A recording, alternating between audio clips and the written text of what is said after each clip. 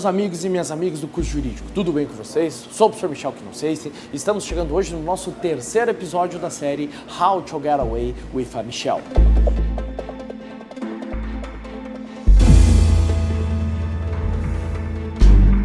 Nesse nosso encontro nós vamos tratar daquele que, na minha visão, é um dos episódios mais interessantes da série, o episódio 8, em que nós abordamos ali a situação de uma mulher que, sonâmbula, sob o efeito desse sonambulismo, ela mata a babá dos filhos, tira o corpo dessa babá para fora de casa e lava este corpo, conforme aparece nas imagens captadas da casa dessa acusada. Em primeiro lugar, é possível fazer uma defesa nesse caso olhando para os aspectos do direito penal da parte geral? Sim, porque você percebe o seguinte, o primeiro questionamento aqui é a conduta nesse caso, a conduta ela tem que ser voluntária. E como nós sabemos, se a pessoa está sob o efeito do sonambulismo, não há conduta voluntária. E se não há voluntariedade nessa conduta, não podemos falar em conduta.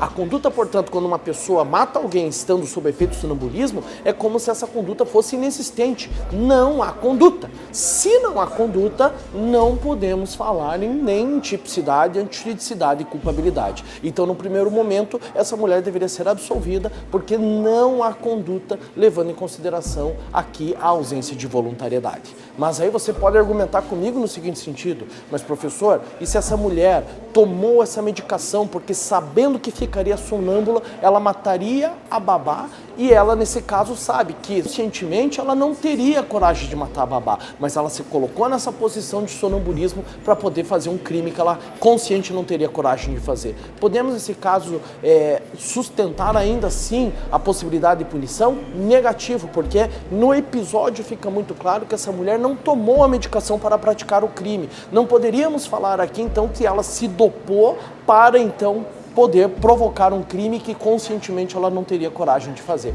Portanto, nem sobre esse aspecto podemos falar na responsabilização penal desta mulher. Mas se não bastasse essa questão do direito penal, nós temos que olhar que essa mulher foi a julgamento. E ela, ao ir a julgamento, ela foi, na verdade, acusada pelo homicídio. A primeira testemunha foi o filho do casal.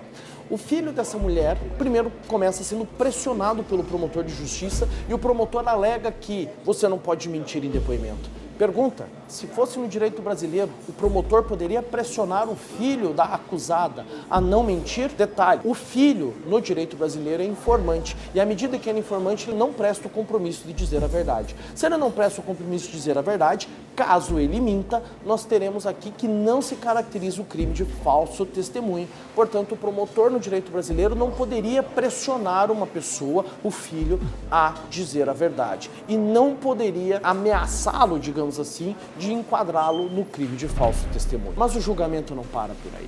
Nesse julgamento, nós vamos na sequência e percebemos que o filho alega que tinha um caso com a babá. E mais, o filho depois descobre-se que ele contraiu uma doença sexualmente transmissível.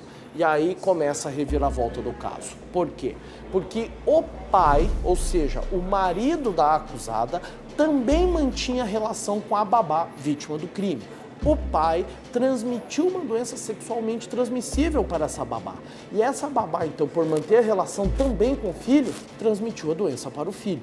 O que se descobre, então? Se descobre que o real autor do homicídio foi o pai.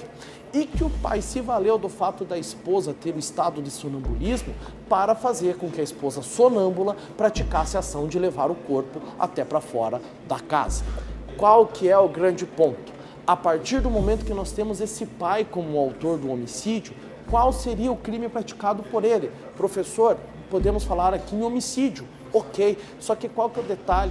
O detalhe aqui é que, na verdade, nós teremos o crime de feminicídio. E olha o ponto mais interessante aqui. O mais interessante é que não é porque podemos falar numa relação afetiva, até porque o episódio não deixa muito claro se a relação era esporádica ou se a relação era afetiva de fato. Mas aqui entra a situação da convivência sob o mesmo teto. Ou seja, nós temos aqui, nos termos da Lei Maria da Penha, a hipótese do artigo 5º, inciso 1, que ele fala no âmbito da unidade doméstica.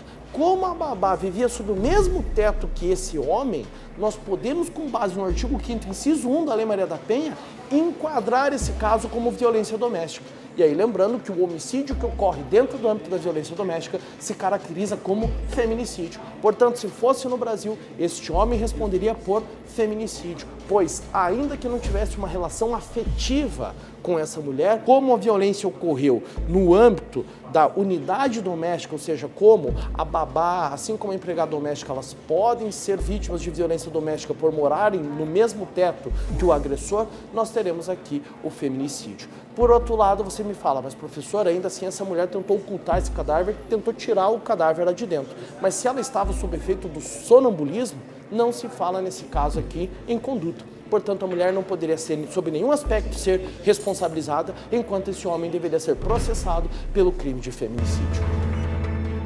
Com isso, encerramos o nosso terceiro episódio da série. Espero que tenham gostado. E agora eu tenho uma grande novidade para vocês. O nosso último episódio vai ser dividido em duas partes. E nós vamos trazer aqui 2 convidados especiais, um para cada parte, para discutir o contexto geral da série, em que você tem uma mulher cujo corpo foi encontrado na caixa d'água e o corpo que os estudantes tentam ocultar. Sobre tudo isso, nós teremos então uma discussão com outro convidado aqui. Quem serão os meus convidados para o nosso último episódio? Se você tiver algum palpite, traz aí pra gente que a gente está esperando. Até a próxima, um forte abraço, tchau!